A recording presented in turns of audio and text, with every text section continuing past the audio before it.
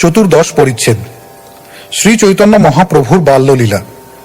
শ্রীল ভক্তিবিনোদ ঠাকুর তার অমৃত প্রবাহ ভাষ্যে এই পরিচ্ছেদের সংক্ষিপ্ত সার বর্ণনা করে লিখেছেন, শ্রী চৈতন্য চরিতামৃতের এই চতুর্দশ পরিচ্ছেদে বর্ণনা করা হয়েছে কিভাবে শ্রী চৈতন্য মহাপ্রভু হামাগুড়ি দিয়ে ক্রন্দন করে মাটি খেয়ে তার মাকে বুদ্ধি দিয়ে অতিথি ব্রাহ্মণকে কৃপা করে দুটি চোরের স্কন্ধে আরোহণ করে এবং তাদের পথ ভুলিয়ে আবার তার নিজের বাড়ির সামনে নিয়ে এসে এবং রোগের ছলে একাদশীর দিনে হিরণ্য ও জগদীশের নিবেদিত বিষ্ণু নৈবেদ্য গ্রহণ করে তার বাল্যলীলা বিলাস করেছিলেন। এই পরিচ্ছেদে আরও বর্ণনা করা হয়েছে কিভাবে তিনি এক দুরন্ত বালক রূপে লীলা বিলাস করেছিলেন, কিভাবে তার মা মূর্ছা গেলে তিনি তার মাথায় করে তাকে নারকেল এনে দিয়েছিলেন, কিভাবে তিনি গঙ্গার তীরে সমবয়সী বালিকাদের সঙ্গে পরিহাস করেছিলেন, কিভাবে তিনি শ্রীমতী লক্ষ্মী দেবীর নৈবেদ্য গ্রহণ করেছিলেন, কিভাবে তিনি উচ্ছিষ্ট ফেলার স্থানে বসে তার মাকে দিব্য জ্ঞান উপদেশ দিয়েছিলেন, কিভাবে মায়ের আদেশে তিনি সেই অসুচি স্থান পরিত্যাগ করেছিলেন এবং কিভাবে শ্রদ্ধা সহকারে তার পিতার সঙ্গে আচরণ করেছিলেন। যাকে কোনো না কোনোভাবে স্মরণ করলে অত্যন্ত কঠিন কাজও সহজসাধ্য হয় এবং যাকে ভুলে গেলে ঠিক তার উল্টো হয়, অর্থাৎ অত্যন্ত সহজ কাজও দুঃসাধ্য হয়ে ওঠে, সেই শ্রী চৈতন্য মহাপ্রভুকে আমি আমার সশ্রদ্ধ প্রণতি নিবেদন করি। শ্রী চৈতন্য মহাপ্রভুর জয়, শ্রী মন্নিত্যানন্দ প্রভুর জয়, শ্রী অদ্বৈত আচার্য প্রভুর জয় এবং শ্রী চৈতন্য মহাপ্রভুর সমস্ত ভক্তবৃন্দের জয়। যশোদানন্দন শ্রীকৃষ্ণ যেভাবে শচী মাতার পুত্র রূপে আবির্ভূত হলেন তার এই জন্মলীলা আমি সূত্রের আকারে বর্ণনা করলাম। আমি ক্রম অনুসারে সংক্ষেপে জন্মলীলা বর্ণনা করেছি। এখন আমি সূত্রের আকারে তার বাল্যলীলা বর্ণনা করব। আমি শ্রী চৈতন্য কৃষ্ণের মনোমুগ্ধকর বাল্যলীলা বন্দনা করি। যদিও এই সমস্ত লীলাবিলাস একজন সাধারণ শিশুর কার্যকলাপের মতো প্রতিভাত হয়, তবুও বুঝতে হবে যে সেগুলি হচ্ছে পরমেশ্বর ভগবানের অলৌকিক লীলাবিলাস। তার প্রথম বাল্যলীলায় ভগবান যখন বিছানায় শুয়ে উপুর হওয়ার লীলা করেছিলেন, তখন সেই লীলার ছলে তিনি তার পিতা মাতাকে তার চরণ চিহ্ন প্রদর্শন করেছিলেন। ভগবানের শৈশব লীলায় কখনো কখনো তাদের ঘরে তারা শ্রী বিষ্ণুর চরণের ধ্বজ, বজ্র, শঙ্খ, চক্র ও মীন সমন্বিত ছোট ছোট পায়ের ছাপ দেখতে পেতেন। সেগুলি কার পায়ের ছাপ এই কথা তারা বুঝতে পারলেন না। তার ফলে অত্যন্ত বিস্ময়ান্বিত হয়ে কিভাবে এই পায়ের ছাপ তাদের ঘরে এলো তা তারা ভাবতে লাগলেন। জগন্নাথ মিশ্র বললেন, শালগ্রাম শিলার সঙ্গে বাল গোপাল রয়েছেন, তিনি নিশ্চয়ই মূর্ত হয়ে ঘরে খেলা করছেন। শচী মাতা আর জগন্নাথ মিশ্র যখন বিস্মিত হয়ে নিজেদের মধ্যে আলোচনা করছিলেন, তখন শিশু নিমাই জেগে উঠে কাঁদতে শুরু করলেন। তাই শচী মাতা তাকে কোলে নিয়ে স্তন পান করান। শচী মাতা যখন শিশুটিকে স্তন পান করাচ্ছিলেন, তখন তিনি তার পুত্রের চরণে সেই সমস্ত চিহ্নগুলি দেখতে পেলেন এবং জগন্নাথ মিশ্রকে ডেকে সেই চিহ্নগুলি দেখালেন। তার পুত্রের পায়ে সেই চিহ্নগুলি দর্শন করে জগন্নাথ মিশ্র অত্যন্ত আনন্দিত হলেন এবং গোপনে নীলাম্বর চক্রবর্তীকে ডাকলেন। সেই চিহ্নগুলি দেখে মৃদু হেসে নীলাম্বর চক্রবর্তী বললেন, লগ্ন গণনা করে পূর্বেই আমি সব লিখে রেখেছি। মহাপুরুষের অঙ্গে 32টি লক্ষণ দেখতে পাওয়া যায় এবং এই শিশুটির অঙ্গেও আমি সেই সব কয়টি লক্ষণ দেখতে পাচ্ছি। মহাপুরুষের অঙ্গে 32টি লক্ষণ দেখা যায়, সেগুলি হচ্ছে তার দেহের 5টি অঙ্গ দীর্ঘ, 5টি সূক্ষ্ম, 7টি রক্তবর্ণ, 6টি উন্নত, 3টি হ্রস্ব, 3টি প্রশস্ত এবং 3টি গম্ভীর। এই শিশুটির শ্রীহস্ত ও চরণে নারায়ণের চিহ্ন সমূহ রয়েছে। এই শিশুটি সমস্ত জগৎ উদ্ধার করবে। এই শিশুটি বৈষ্ণব ধর্ম প্রচার করবে এবং তার পিতৃকুল ও মাতৃকুল উদ্ধার করবে। মহোৎসবের আয়োজন করো এবং ব্রাহ্মণদের নিমন্ত্রণ করো। আজ আমি এর নামকরণ করব, কেননা আজকের দিনটি অত্যন্ত শুভ। ভবিষ্যতে এই শিশুটি সমস্ত জগৎকে রক্ষা করবে এবং পালন করবে, তাই তার নাম বিশ্বম্ভর। নীলাম্বর চক্রবর্তীর ভবিষ্যৎ বাণী শুনে শচী মাতা ও জগন্নাথ মিশ্রের মনে মহা আনন্দ হল এবং ব্রাহ্মণ ব্রাহ্মণীদের নিমন্ত্রণ করে এনে তারা মহোৎসব পালন করলেন। তার কয়েকদিন পর শ্রী চৈতন্য মহাপ্রভু হামাগুড়ি দিতে শুরু করলেন এবং নানা রকম আশ্চর্য বিষয় দর্শন করালেন। ক্রন্দনের ছলে শ্রী চৈতন্য মহাপ্রভু সমস্ত নারীদের দিয়ে হরি নাম করালেন এবং তারা যখন হরি নাম করছিলেন তখন মহাপ্রভু হাসছিলেন। তার কয়েকদিন পর মহাপ্রভু তার পদ সঞ্চালন করে হাঁটতে শুরু করলেন এবং অন্যান্য শিশুদের সঙ্গে মিলিত হয়ে তিনি বিবিধ খেলা খেলতে লাগলেন। একদিন মহাপ্রভু যখন অন্যান্য শিশুদের সঙ্গে খেলা করছিলেন, তখন শচী মাতা একটি বাটিতে করে খই ও সন্দেশ নিয়ে এসে তাকে বসে খেতে বললেন। কিন্তু এই বলে শচী মাতা যখন গৃহকর্ম করতে গেলেন, তখন শিশুটি লুকিয়ে লুকিয়ে মাটি খেতে লাগলেন। তা দেখে শচীমাতা হায় হায় করতে করতে সেখানে ছুটে এলেন এবং মহাপ্রভুর হাত থেকে মাটি কেড়ে নিয়ে তাকে জিজ্ঞাসা করলেন কেন তিনি মাটি খাচ্ছেন। কাঁদতে কাঁদতে শিশু নিমাই তার মাকে জিজ্ঞাসা করলেন, মা, তুমি কেন আমার ওপর রাগ করছো? তুমিই তো আমাকে মাটি খেতে দিলে, তাতে আমার কি দোষ? খই সন্দেশ অথবা যে কোনো খাদ্য দ্রব্যই তো মাটির বিকার, এও মাটি আর সেও মাটি, সুতরাং তাদের মধ্যে পার্থক্য কোথায়? এই দেহ হচ্ছে মাটির বিকার এবং খাদ্যদ্রব্য মাটির বিকার। এই সম্বন্ধে দয়া করে একটু বিচার করে দেখো। কোনো রকম বিচার না করেই তুমি আমাকে দোষ দিচ্ছ, সুতরাং আমি আর কি বলতে পারি? শিশুকে এইভাবে মায়াবাদ দর্শনের কথা বলতে দেখে শচী মাতা অত্যন্ত বিস্মিত হয়ে তাকে জিজ্ঞাসা করলেন, তোকে এই মাটি খাওয়ার জ্ঞান যোগ কে শেখালো?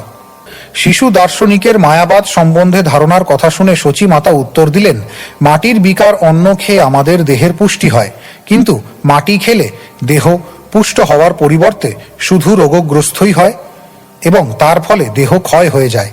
মাটির বিকার ঘটে আমরা জল ভরে আনি, কিন্তু মাটির পিণ্ডে যদি জল ঢালা হয় তাহলে তা জল শুষে নেয় এবং তার ফলে আমাদের পরিশ্রম ব্যর্থ হয়। নিজের পরিচয় গোপন রাখার জন্য মহাপ্রভু তাকে বললেন, মা, আগে কেন এই তত্ত্ব তুমি আমাকে শেখাওনি? এখন আমি যখন এই তত্ত্ব বুঝতে পেরেছি, তখন আমি আর মাটি খাবো না। যখনই আমার খিদে পাবে তখন আমি তোমার স্তন পান করব।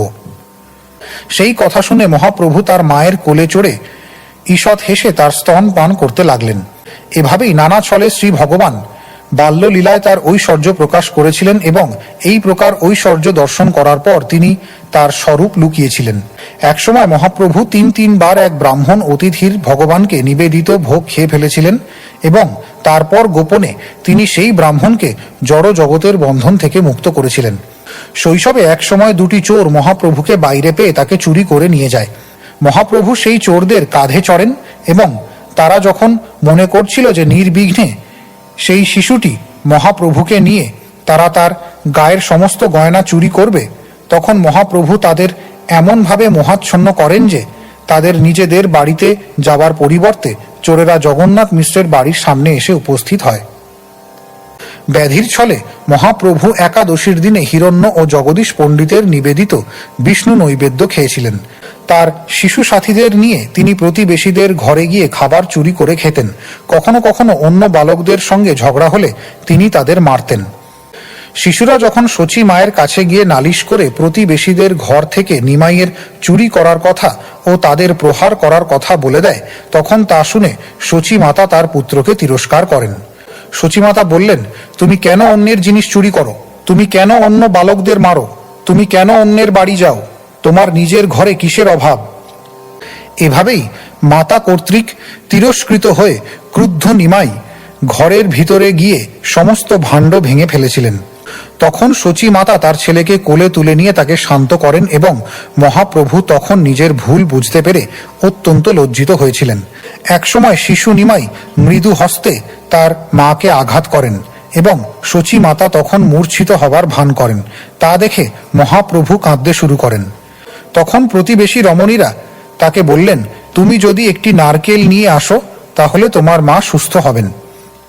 তিনি তৎক্ষণাৎ বাড়ির বাইরে গিয়ে দুটি নারকেল নিয়ে এলেন। সেই অপূর্ব কার্য দেখে সকলে অত্যন্ত বিস্মিত হলেন। কখনো কখনো শ্রী চৈতন্য মহাপ্রভু অন্য শিশুদের সঙ্গে গঙ্গায় স্নান করতে যেতেন এবং প্রতিবেশী বালিকারাও বিভিন্ন দেবতার পূজা করার জন্য সেখানে আসত। গঙ্গায় স্নান করে বালিকারা যখন বিভিন্ন দেব দেবীর পূজা করতে শুরু করল, তখন শিশু মহাপ্রভু তাদের মাঝখানে এসে বসলেন। বালিকাদের সম্বোধন করে মহাপ্রভু বলতেন, আমার পূজা করো, তাহলে আমি তোমাদের বর প্রদান করব। গঙ্গা ও দুর্গা হচ্ছে আমার দাসী, অন্যান্য দেবতাদের কি কথা, এমনকি শিব হচ্ছে আমার কিঙ্কর। বালিকাদের অনুমতি না নিয়েই মহাপ্রভু তাদের বাটা চন্দন তার অঙ্গে লেপন করেন, তাদের গাঁথা ফুলের মালা গলায় পরেন এবং তাদের হাত থেকে সন্দেশ, চাল ও কলার নৈবেদ্য কেড়ে নিয়ে খেয়ে ফেলেন। মহাপ্রভুর এই আচরণে বালিকারা অত্যন্ত ক্রুদ্ধা হয়ে বলল, নিমাই, গ্রাম সম্বন্ধে তুমি আমাদের সকলের ভাইয়ের মতো, তাই তোমার পক্ষে এই রকম আচরণ করা উচিত নয়। আমাদের দেবতাদের পূজা করার উপকরণগুলি তুমি এভাবে নিয়ে নিও না, এভাবেই তুমি অন্যায় আচরণ করো না। মহাপ্রভু বললেন, প্রিয় বোনেরা, আমি বর দিচ্ছি যে তোমরা পরম সুন্দর পতি লাভ করবে। তারা হবে পণ্ডিত, বিদগ্ধ, যুবক ও প্রচুর ধন সম্পদশালী। শুধু তাই নয়, তোমাদের সকলের 7 করে পুত্র হবে এবং তারা হবে দীর্ঘ আয়ু সম্পন্ন ও অত্যন্ত বুদ্ধিমান। শ্রী চৈতন্য মহাপ্রভুর দেওয়া সেই বর শুনে সমস্ত বালিকারা অন্তরে অন্তরে অত্যন্ত আনন্দিত হল, কিন্তু বাইরে নারী সুলভ রোষ প্রকাশ করে তারা মহাপ্রভুকে ভর্ৎসনা করল। কোনো কোনো বালিকা তাদের নৈবেদ্য নিয়ে সেখান থেকে পালাবার চেষ্টা করল। মহাপ্রভু তাদের ডেকে ক্রুদ্ধ হয়ে বললেন, কৃপণতা করে যদি তোমরা আমাকে তোমাদের নৈবেদ্য না দাও, তাহলে তোমাদের পতি হবে বৃদ্ধ এবং তোমাদের চারজন করে সতিনী থাকবে। শ্রী চৈতন্য মহাপ্রভুর এই আপাত অভিশাপ শুনে মেয়েদের মনে ভয় হলো। তারা ভাবল হয়তো কোনো দেবতা তার উপর ভর করেছে।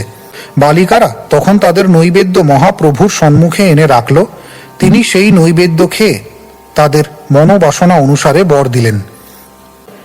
এভাবেই তিনি এক চপল বালকের মতো লীলা বিলাস করেছিলেন। তার ফলে কিন্তু কারো মনে কোনো রকম দুঃখ হতো না, বরং সকলেই তাতে সুখ পেতেন। একদিন বল্লভ ভট্টাচার্যের কন্যা লক্ষ্মী গঙ্গায় স্নান করে দেবতাদের পূজা করতে এলেন। লক্ষ্মী দেবীকে দর্শন করে মহাপ্রভু তার প্রতি আকৃষ্ট হলেন, আর লক্ষ্মী দেবীও মহাপ্রভুকে দর্শন করে অন্তরে অত্যন্ত প্রীত হলেন।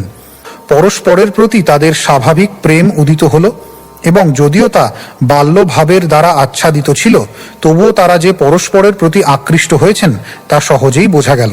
তারা পরস্পরকে দর্শন করে অন্তরে অত্যন্ত উল্লসিত হলেন এবং দেব পূজার ছলে তারা তাদের অন্তরের অনুভূতি প্রকাশ করলেন। শ্রী চৈতন্য মহাপ্রভু লক্ষ্মীপ্রিয়াকে বললেন, আমার পুজো করো, কেননা আমি হচ্ছি পরম ঈশ্বর। তুমি যদি আমার পূজা করো, তাহলে তুমি তোমার অভীপ্সিত বর লাভ করবে। পরমেশ্বর ভগবান শ্রী চৈতন্য মহাপ্রভুর সেই কথা শুনে লক্ষ্মীপ্রিয়া দেবী তৎক্ষণাৎ তার অঙ্গে পুষ্প ও চন্দন দিয়ে এবং তার গলায় মল্লিকার মালা পরিয়ে দিয়ে তার বন্দনা করলেন। এভাবেই লক্ষ্মী দেবীর দ্বারা পূজিত হয়ে মহাপ্রভু হাসতে লাগলেন এবং শ্রীমদ্ ভাগবতের একটি শ্লোক আবৃত্তি করে তিনি লক্ষ্মী দেবীর অন্তরের আবেগ অঙ্গীকার করলেন। হে গোপীগণ, আমাকে তোমাদের পতিরূপে পাওয়ার এবং সেভাবেই আমাকে পূজা করার যে বাসনা তোমরা করেছ, তা আমি অনুমোদন করেছি, কেননা তোমরা তার উপযুক্ত। এভাবেই পরস্পরের কাছে তাদের মনোভাব ব্যক্ত করে শ্রী চৈতন্য মহাপ্রভু ও লক্ষ্মীপ্রিয়া দেবী তাদের গৃহে ফিরে গেলেন। শ্রী চৈতন্য মহাপ্রভুর গম্ভীর লীলা কে বুঝতে পারে? শ্রী চৈতন্য মহাপ্রভুর চপল ব্যবহার দেখে তার প্রতি তাদের প্রেম বশত প্রতিবেশীরা সচিমাতা ও জগন্নাথ মিশ্রের কাছে গিয়ে অভিযোগ করেন। একদিন সচিমাতা তার পুত্রকে ভর্ৎসনা করে তাকে ধরতে গেলেন, কিন্তু তার পুত্রটি তখন সেখান থেকে পালিয়ে গেল। যদিও তিনি হচ্ছেন সমস্ত জগতের পালনকর্তা, তবু তিনি উচ্ছিষ্ট ফেলার গর্তে পরিত্যক্ত হাড়ির উপর গিয়ে বসলেন। সচিমাতা যখন দেখলেন যে তার পুত্র উচ্ছিষ্ট পাত্রের উপর গিয়ে বসেছেন, তখন তিনি প্রতিবাদ করে বললেন, তুমি কেন এই উচ্ছিষ্ট পাত্র স্পর্শ করলে? তুমি এখন অপবিত্র হয়ে গেছো, গঙ্গায় গিয়ে স্নান করো। তা শুনে শ্রী চৈতন্য মহাপ্রভু তার মাকে ব্রহ্মজ্ঞান সম্বন্ধে শিক্ষা দিয়েছিলেন। যদিও সচিমাতা তা শুনে বিস্মিতা হয়েছিলেন, তবুও তিনি তাকে জোর করে স্নান করিয়েছিলেন। কখনো কখনো সচিমাতা তার পুত্রকে নিয়ে যখন শয়ন করতেন, তখন দেখতেন স্বর্গের দেবতাতে বাড়ি ভরে গেছে। একসময় সচিমাতা মহাপ্রভুকে বললেন, যাও তোমার পিতাকে ডেকে আনো। মায়ের এই আজ্ঞা পেয়ে মহাপ্রভু তার পিতাকে ডেকে আনতে বাইরে গেলেন। মহাপ্রভু যখন বাইরে যাচ্ছিলেন, তখন তার শ্রীপাদপদ্ম থেকে নূপুরের ধ্বনি উত্থিত হল। সেই শব্দ শুনে পিতা মাতার মন চমকিত হল। জগন্নাথ মিশ্র বললেন, এটি বড় অদ্ভুত ব্যাপার। আমার শিশুর পায়ে তো কোনো নূপুর নেই, তাহলে কোত্থেকে এই শব্দ হচ্ছে? সচিমাতা বললেন, আমি তো আরেকটি অদ্ভুত ব্যাপার দেখেছি। স্বর্গলোক থেকে দিব্য দিব্য লোক এসে অঙ্গনে ভিড় করল। তারা যে কি কোলাহল করছিল তা আমি বুঝতে পারিনি। আমি অনুমান করেছিলাম যে তারা হয়তোবা কাউকে স্তুতি করছে। জগন্নাথ মিশ্র উত্তর দিয়েছিলেন, সে যাই হোক, তা নিয়ে চিন্তা করার কিছু নেই। আমি শুধু এটুকুই চাই যে সর্বতোভাবে বিশ্বম্ভরের কল্যাণ হোক। একদিন জগন্নাথ মিশ্র তার পুত্রের চপলতাপূর্ণ আচরণ দেখে তাকে বহু ভর্ৎসনা করে নীতি শিক্ষা দিয়েছিলেন। সেদিন রাত্রে জগন্নাথ মিশ্র স্বপ্নে দেখলেন যে এক ব্রাহ্মণ এসে রোষ সহকারে এই কথাগুলি বলছেন, মিশ্র, তুমি তোমার পুত্রের তত্ত্ব কিছুই জানো না, পুত্র বলে মনে করে তুমি তাকে তিরস্কার করছো। জগন্নাথ মিশ্র উত্তর দিয়েছিলেন, এই ছেলেটি দেবতা হোক, সিদ্ধ যোগী হোক, মহাঋষি হোক, অথবা সে যাই হোক না কেন, আমার কাছে সে কেবল আমার পুত্র। পিতার কর্তব্য হচ্ছে পুত্রকে লালন পালন করা এবং নীতি ও ধর্ম শিক্ষা দেওয়া। আমি যদি তাকে না শেখাই তাহলে সে ধর্মের মর্ম জানবে কি করে? ব্রাহ্মণ উত্তর দিয়েছিলেন, তোমার পুত্র যদি দৈব সিদ্ধ হয় এবং তার জ্ঞান যদি স্বতঃসিদ্ধ হয় তাহলে আর তাকে শিক্ষা দেওয়ার কি প্রয়োজন? জগন্নাথ মিশ্র উত্তর দিয়েছিলেন, আমার পুত্র যদি নারায়ণও হয় তবুও পিতার ধর্ম হচ্ছে পুত্রকে শিক্ষা দেওয়া। এভাবেই জগন্নাথ মিশ্র ও ব্রাহ্মণ স্বপ্নে ধর্মের তত্ত্ব বিচার করেছিলেন, কিন্তু বিশুদ্ধ বাৎসল্য রসে জগন্নাথ মিশ্র এতই মগ্ন ছিলেন যে তিনি আর অন্য কিছু জানতেন না। সেই কথা শুনে ব্রাহ্মণ অত্যন্ত আনন্দিত হয়ে সেখান থেকে চলে গেলেন, আর জগন্নাথ মিশ্র জেগে উঠে অত্যন্ত বিস্মিত হলেন। সেই স্বপ্নের কথা তিনি তার বন্ধু বান্ধবদের কাছে বলেছিলেন এবং তারা সকলেই সেই কথা শুনে অত্যন্ত বিস্মিত হয়েছিলেন। এভাবেই গৌরহরি তার শৈশব লীলা বিলাস করেছিলেন এবং দিনের পর দিন তার পিতা মাতার আনন্দ বৃদ্ধি করেছিলেন। তার কয়েকদিন পর জগন্নাথ মিশ্র তার পুত্রের হাতে খড়ি দিয়েছিলেন। অল্প কয়েকদিনের মধ্যেই মহাপ্রভু সমস্ত অক্ষর ও দ্বাদশ ফলা শিখে ফেলেছিলেন। ক্রম অনুসারে সূত্রের আকারে শ্রী চৈতন্য মহাপ্রভুর বাল্যলীলা বর্ণনা করা হলো। বৃন্দাবন দাস ঠাকুর পূর্বেই তার চৈতন্য ভাগবত গ্রন্থে বিস্তারিতভাবে এই সমস্ত লীলার বর্ণনা করেছেন। তাই আমি এই সমস্ত লীলা সংক্ষেপে সূত্রের আকারে লিখলাম। পুনরুক্তির ভয়ে আমি বিস্তারিতভাবে তার বর্ণনা করলাম না। শ্রীল রূপ গোস্বামী ও শ্রীল রঘুনাথ দাস গোস্বামী শ্রীপাদপদ্মে আমার প্রণতি নিবেদন করে তাদের কৃপা প্রার্থনা করে এবং তাদের পদাঙ্ক অনুসরণ পূর্বক আমি কৃষ্ণ দাস শ্রী চৈতন্য চরিতামৃত বর্ণনা করছি।